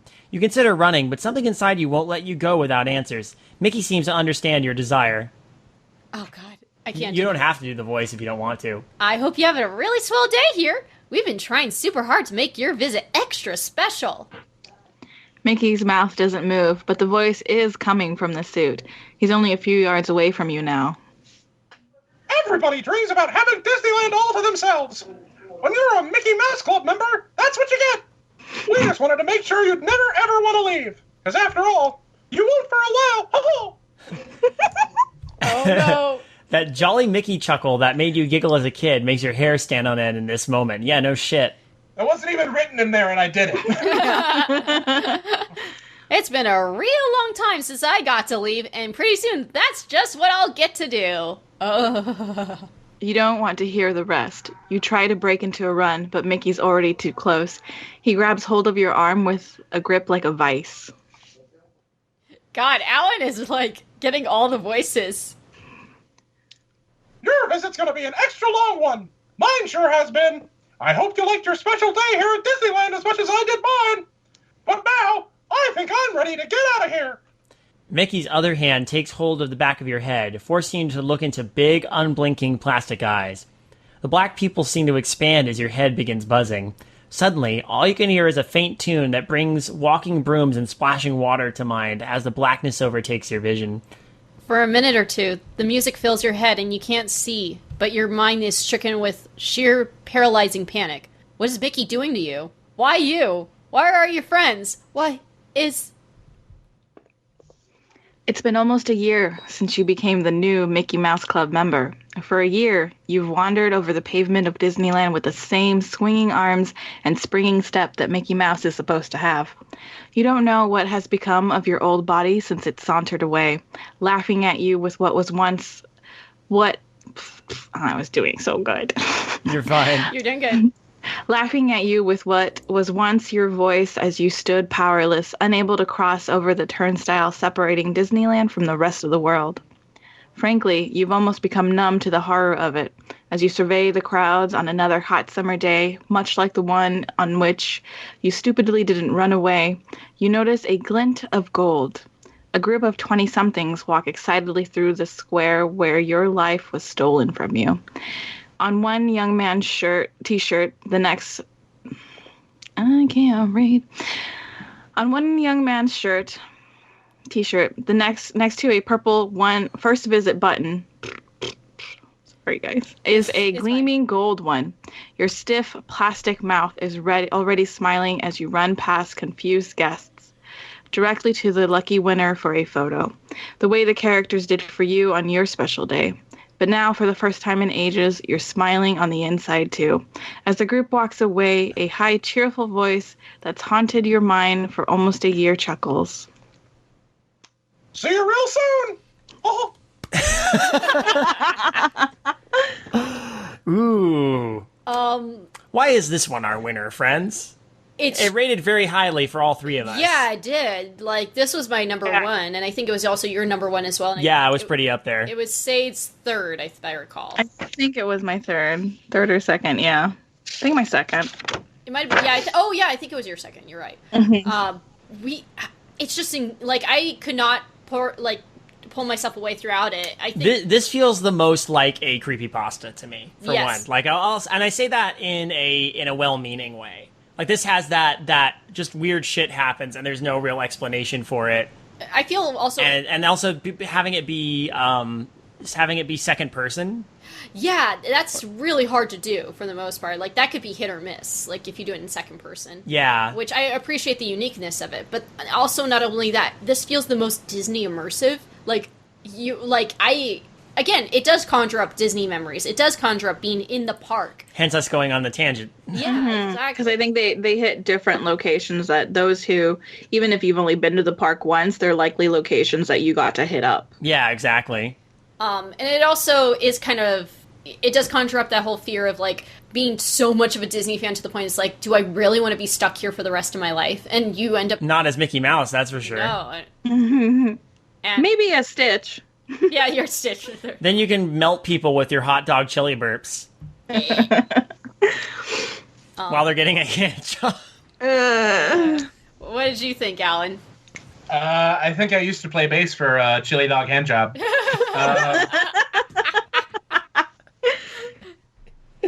And I think this was very good. I don't know why I took that tone, but I'd have a hard time ranking the 3 stories we've read. Yeah? Yeah. Mm-hmm. I would have a very, very difficult time picking a first, second, or third place between the 3 of them. They're all very, very, very, very good. Yes. I'm glad you think so. I mean, I guess the thing I want to ask is what's your personal favorite? Which one did you derive the most enjoyment from?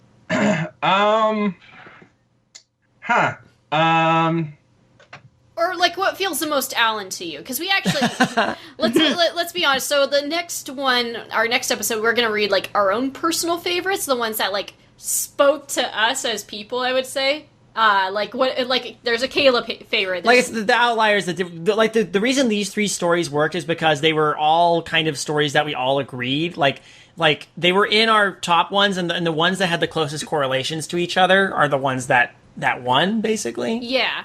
Whereas I think the ones we're picking were all sort of like individual favorites that maybe didn't have the same cross correlation. So It was just something that was like, I really like this for this reason. Like this spoke to me for this reason. yeah. Yeah, I'd probably have to give it to this one. There's a lot of details in there that do ring true, and and like we mentioned earlier, that hey, this is how mine and Seid's trip to our most recent trip to Disney started. Mm-hmm. But no, that's I'd probably give it to this one. And you are right that it does feel like the most classically kind of creepypasta story of the 3. Mm-hmm. The first one too. The first one has kind of the classic creepypasta vibe too. I agree with that. You know what's interesting is they all had different either tenses or different styles to them too. Yeah, that was another interesting thing too.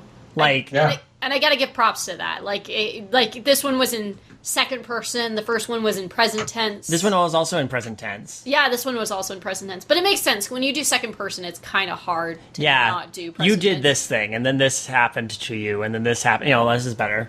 It's better to do. It's easier to do this way. Oh, wow. All right. Thank you all for... So, Dartmouth and friends. Hopefully, if it's a bunch of friends, you all get to split this one, you know, when we send you. So, remember, please send us your Dole Whips and your bromide water smell candles. Yeah, fuck whatever David was about to say. Absolutely send us Dole Whip. Yes. Beignets. Mickey shaped beignets, please. Yay. Send us a giant turkey leg. Just send us send us Disney food. I've never actually had one of those big turkey legs. Oh, really? No. I actually haven't either. I used to work at the Ren Fair and had them all the time, and yeah. I bet they're probably 10 times. I'm over better. it. Okay, fair enough. Yeah, I'm kind of over it too, but... Ooh, send me a Disney corn dog. Ooh. They got some fucking good ass corn dogs. So... Send me Michael Eisner's head. What? Jesus Christ. So, I guess, is this the point where you say, where do you go from here for UCA? And Right. I think that's only fair. So we've covered our bases with these stories, and thank you again to everybody who submitted. We'll have a few more in the future, but this doesn't have to end here, because the way I see it, we want to start giving feedback and looking at people's stories that they want to send us and that they want us to look at. So, because unfortunately, I mean, grabbing random stories from the internet is a little bit of a crapshoot. You never know when someone's gonna, reach out and be like, "Hey, I don't like that you read this story. I'm going to put a strike on your YouTube channel," for example, because you just happened to think it was written anonymously, but it wasn't, and it was me, Dio, the whole time. Sorry. Proud of that? Huh? Proud of that? Yeah, I'm a little proud of that. Little bit. But that said, it's just not viable anymore. And the more I've felt about it, the more I've kind of wanted to bring a change to UCA. And that is, we have a pretty...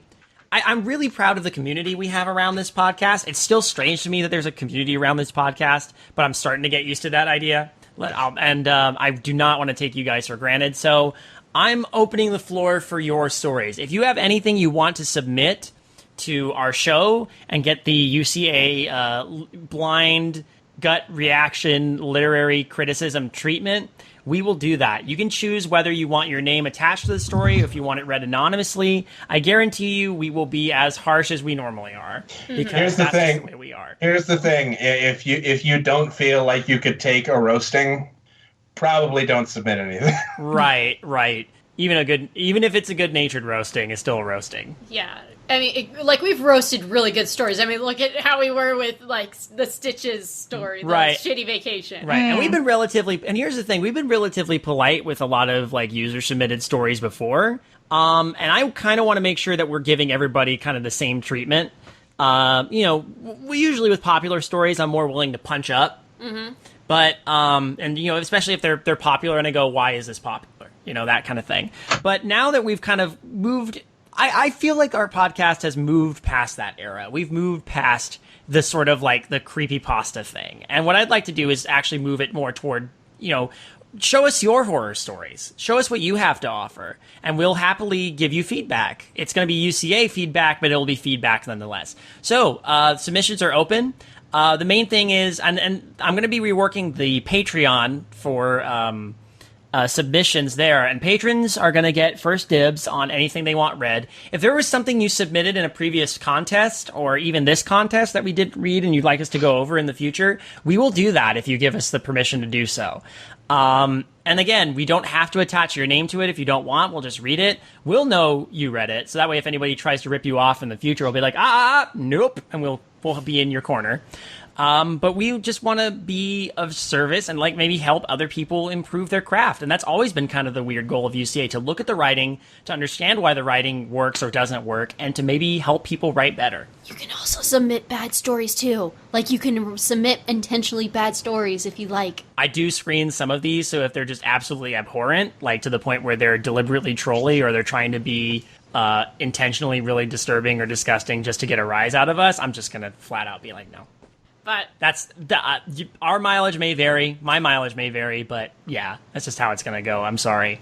But if you're doing it in earnest, I will accept it. Yeah. Even troll pasta is done in earnest, I will accept. Yes. Because it's true. I think the funny part is when we do make fun of the really bad stories.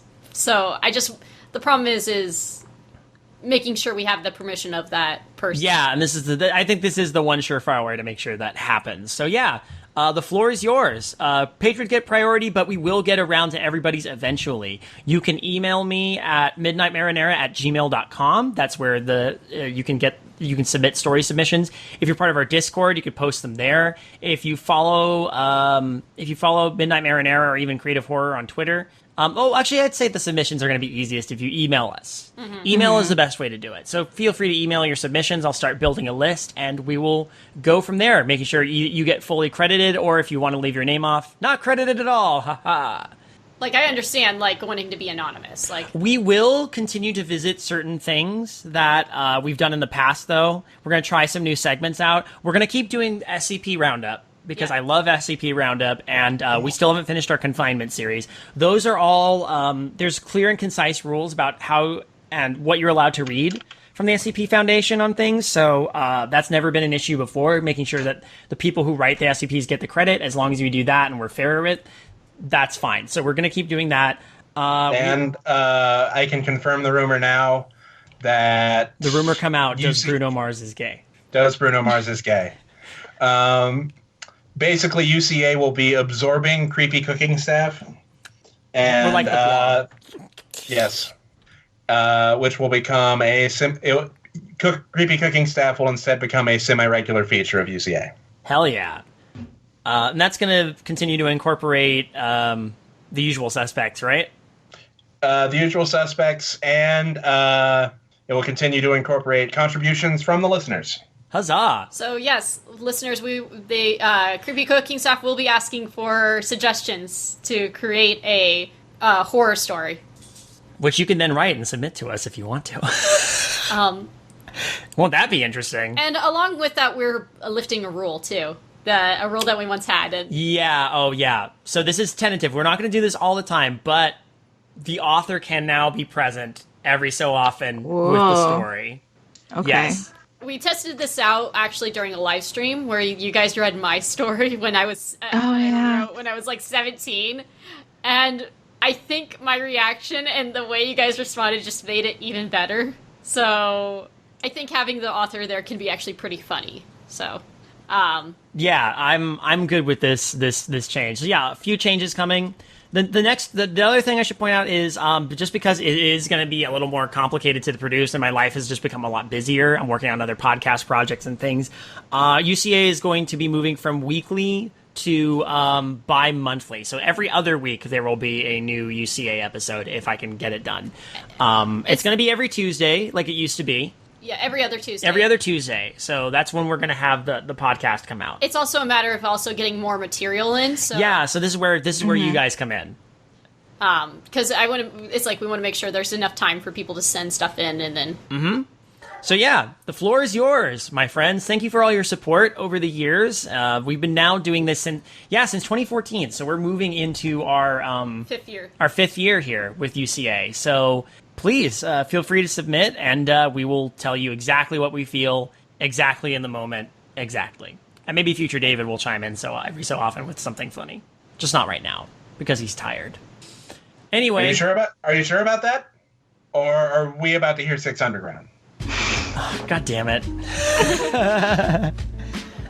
Thank you everybody for submitting your stories to the challenge. We'll do the next episode will be our honorable mentions. And yeah, sorry about all that official business. I just wanted to make sure it was all out of the way. It's really good to be doing this again. UCA is on the Creative Horror Network, and you can find it on various podcast feeds. Are we on Spotify now? Yeah, we've been on Spotify since July. I just want to ultra confirm that we are on Spotify, so you can get us there too. All of the podcasts from Creative Horror are on Spotify. Since we are doing this in the last week of October and Halloween is swift approaching, we wouldn't leave you guys without a new Midnight Marinara. So the long-lost Alan Chaney written episode, The Fall Board, is coming on October 30th. So stay tuned for that one. Yes. I'm excited for this one. I've had people who I did voices. I had recorded the voices like a year ago, and it just took forever to get this all done. And the part that was hard to get was actually getting custom piano music done. But there's some good custom piano stuff going on in this one now. For Darkly Lit, our next episode comes out November 13th, and we will be reading The Quiet Boy by Nick Antosca, which you can read online. We have linked it into the show notes for our last episode. We'll also probably post it on Twitter as well, so you know where to find it. It is a short story, so it's an easy read. And hey, go check out The Witching Hour. We put out 2 episodes for October, and I lead that show, where I also stumble over my words a lot. But hey, we have a lot of fun, so go check that out. I certainly enjoyed listening to it. Your vampire episode was fun. We did have fun. And we, for Halloween, we talked about murder houses that we would flip and renovate, and I chose Jeffrey Dahmer's childhood home. Oh, yes! Anyway, yeah, if you like that, go check out The Witching Hour, also on creativehorror.com. Sweet deal. All right, gang. I think we should leave this. I have an Ignis Pergamentum video coming out soon. Yeah! Hell yeah! Oh my god, this is the best news ever. I'm surprised we were able to get that done while you were in that sarcophagus, but... Oh, wait, I forgot. I scrapped that bit. Never mind. When is it coming out? It will be coming out on Halloween. Sick. I'm looking forward to that. I still don't... doing this for over 5 years, I still don't really know how to end an episode. That's okay. I'll just play Six Underground.